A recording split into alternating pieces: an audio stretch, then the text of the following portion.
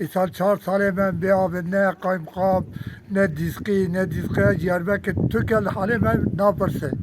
Hem perişanın. 4 salı ben hem dibe Belengaziye'den dibe rezaliyetinden yani hem ne tür vatandaşıyım.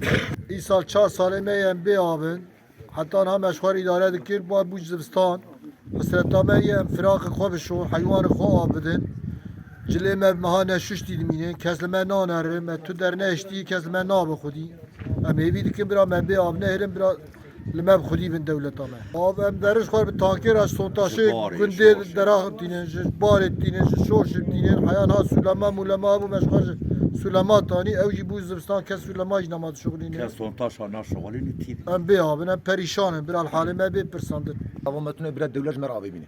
Çavat ki devlet kar em nikar da em tîb qedîn.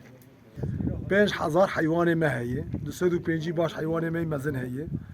Beşter vejim sêlek heye, pîrek heye, zilam heye, motora wî tune heye, tişkî wî tune feqîrê, kes tune jê ravê bînî yextiyare. Zanî perîşan giş bûnî yani ne yani wetendaşî var abi 3 sala ka kî pê av diqedîne em jî 5 sala pê av qedîne. Yani millet perîşan e yani millet dikir tev em gun terk bikin herin yani.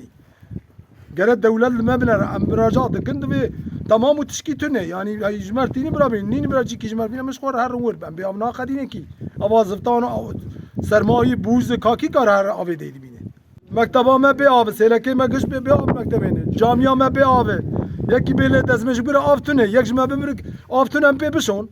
İlçemize bağlı Düzova köyündeyiz şu anda. Düzova köyünde yaklaşık olarak 3 yıldır su sorunu yaşanmaktadır. Köylüler kendi imkanlarıyla bu sorunu gidermeye çalışıyorlar.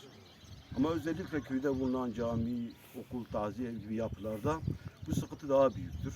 Suya erişim noktasında bazı sıkıntılar yaşanmaktadırlar. Bu sorun bize geldiği vakit yetkililerle bazı görüşmelerimiz oldu. Sorunu kendilerine ilettik. En kısa sürede bunu çözeceklerini bize bildirdiler. Ama maalesef daha bu sorun çözülmedi. Bu sıkıntı daha büyümeden, daha çok büyümeden bu sorunun giderilmesi gerekmektedir. Yetkililere çağrımız şudur: köyde var olan su sıkıntısını en kısa sürede gidermelerini ve bu soruna bir çözüm üretmelerini istiyoruz ve bekliyoruz.